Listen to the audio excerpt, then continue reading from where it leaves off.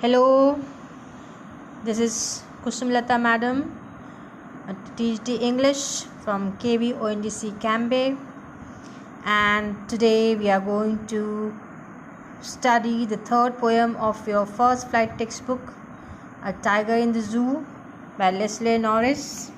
Children, Leslie Norris was a Welsh poet and a short story writer born in 1921, and his literary publications have won many prizes. So in this poem, the poet explains the agony and helplessness of a caged tiger that lives in a zoo. The poet explains what his life could be if he had been a free animal. The poet has tried to explain about the conditions of animals that are caged by human beings for their own fun. And this poem contrasts a tiger in the zoo with the tiger in its natural habitat. The poem moves from the zoo to the jungle and back again to the zoo. Now we are going to read the poem.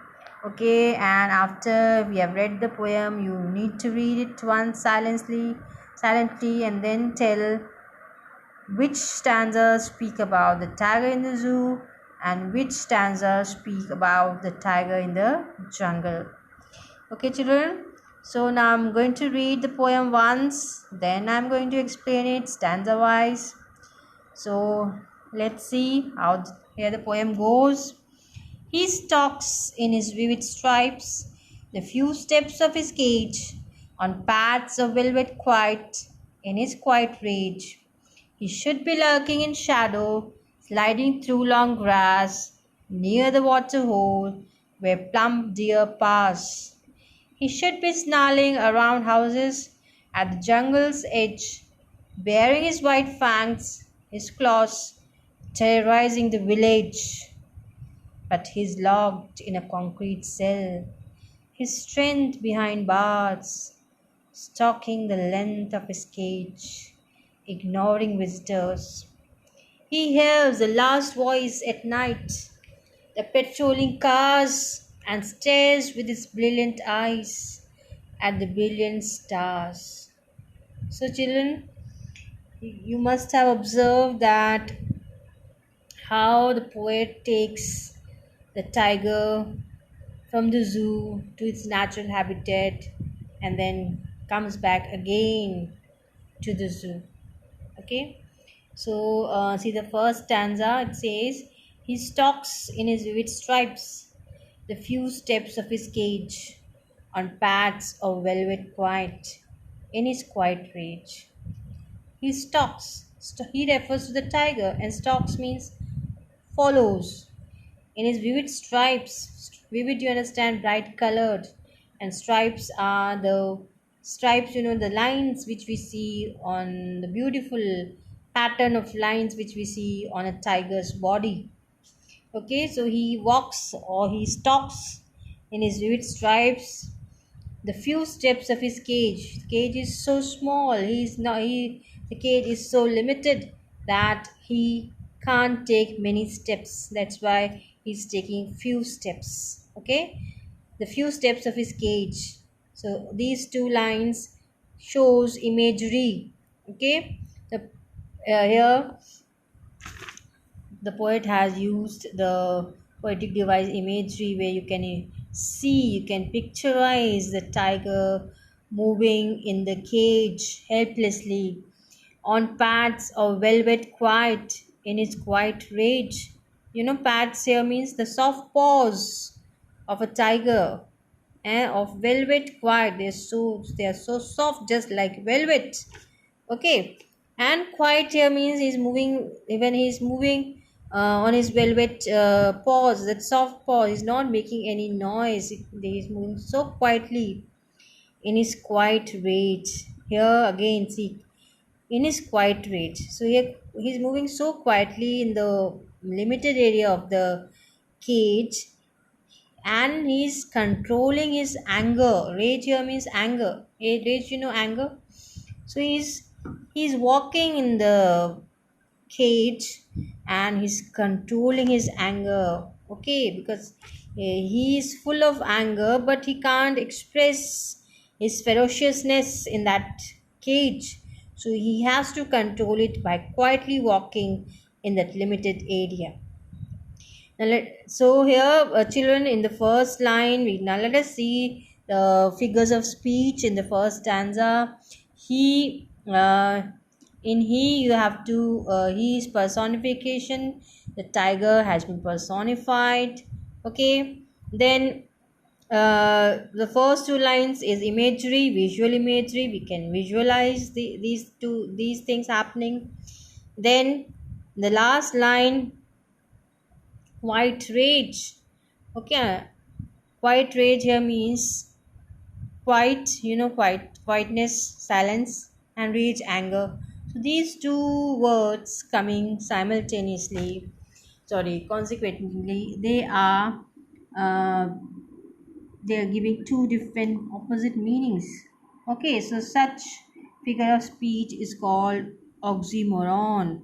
Okay, so uh, this is oxymoron. Okay, now let us come to the second stanza. He should be lurking in shadow, sliding through long grass, near the water hole where plump deer pass. Okay, so again the poet says he should be lurking in shadow, sliding through long grass. He should be means what? He should be. He's in the cage, he's in the zoo, but actually, where should be his place be? He should be lurking in shadow. Lurking is just moving, hiding behind, sliding through long grass. Shadow here means dark, during dark. You know, the big cats they hunt during dark. Okay, so you say he should be moving about during dark, sliding through the long grass, moving through the long grass. Again, these two lines show is an example of visual imagery. Poetic device, visual imagery has been used here. Okay, near the water hole. Water hole here means water body.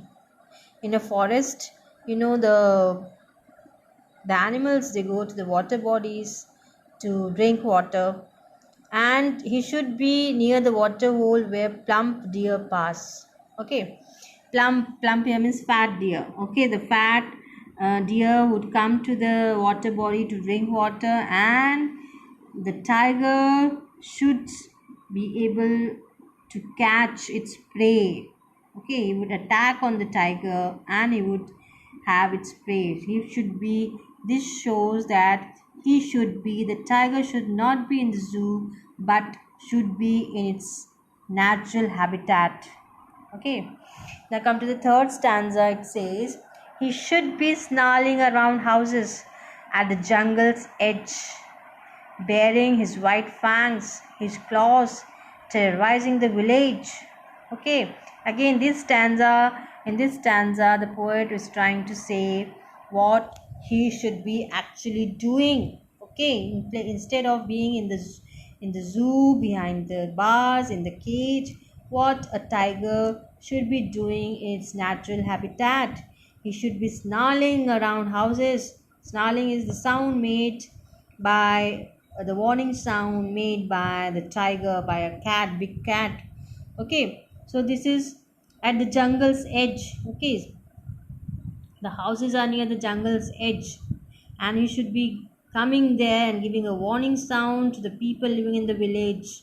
Okay, bearing his white fangs, his claws, terrorizing the village. Okay, so what he should be actually doing, he should be moving around at the edge of the jungle where there is a village, and he would be showing his white teeth. Bearing means uncovered, bearing uncovered, his white fangs here means the sharp teeth, his claws. Okay, his claws in his paws, and terrorizing the village with that warning sound, with its snarling sound made by the tiger. All the villagers should be terrorized. Okay, so in this stanza, We'll see snarling. This is a warning sound. It is an example of onomatopoeia, figure of speech onomatopoeia. Okay. So underline snarling, and you can write this is onomatopoeia. Now, children, let us come to the fourth stanza. It says, now the poet says, but is locked in a concrete cell, his strength behind bars, stalking the length of his cage, ignoring visitors. But what is the actual situation? In the previous two stanzas, which we saw, the poet is showing where a tiger should actually be, what he should be actually doing. Okay, but in this stanza, fourth stanza, he is telling what is the actual position of the tiger. He's not in the jungle, he's not lurking around, he's not snarling. What he is doing, he's locked in a concrete cell, his strength behind bars, stalking the length of his cage, ignoring visitors. But now he's not free, he's not a free animal. He's locked in a concrete cell. Concrete cell here means uh, the cage. Concrete unit made of bricks and cement. Okay, cell here means the prison. So he's locked in a concrete cell. Means shows how powerless and agonized he is. His strength behind bars, all his ferociousness has been locked, has been uh, limited behind bars, has been controlled. Okay, stalking the length of his cage. Stalking means walking and measuring the length of his cage. He's walking and up and down in the cage, and it seems as if he's measuring the length of his cage, ignoring visitors. He's just not looking at the visitors who are coming to the zoo to have a look at the tiger, because he doesn't want to show uh, or I can say the tiger is has become so powerless in the cage that he can't show his power to his visitors, so he's ignoring them, he's not looking at the visitors. Okay, then come to the last stanza. It says, he hears the last voice at night, the patrolling cars, and stares with his brilliant eyes at the brilliant stars. So he's so helpless. Okay, the last voice he hears at night is the voice or is the sound of the patrolling cars. Okay, he hears, again he hears the last voice at night. Everybody has gone to sleep, it has become night, only the patrolling cars, the guards who are coming in the cars to vigil, to have a vigil on the zoo. Okay, and stares with his brilliant eyes at the brilliant stars. So he doesn't have any other option but to stare at the sky. Okay, and with his brilliant eyes, the eyes are full of shine, they're shining so brightly at night, they're looking so brilliant. Okay, he cannot do anything else. He's so helpless in the cage that he just looks at this billion stars, he just stares at the billion stars, and he's trying to divert his thoughts towards the stars. He doesn't want to think anything else about his loss of freedom, that he has been caged, he's in a prison. He doesn't want to think all about that, and so he stares at the brilliant stars to divert his mind. Okay, so here we can say the animal which is so famous for its fearlessness and freedom is confined and sad due to the human beings who want to derive pleasure by looking at him in the zoo cage.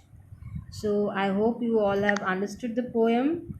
It's a very lovely poem through which the poet has tried to explain the conditions of the animals which have been caged by the human beings for their own fun. We put them in this cage, we keep them in the zoo just for our own fun. We don't realize what they undergo, how they feel, how suffocated they feel in the cage. Okay, so this was the main theme of the poem, A Tiger in the Zoo.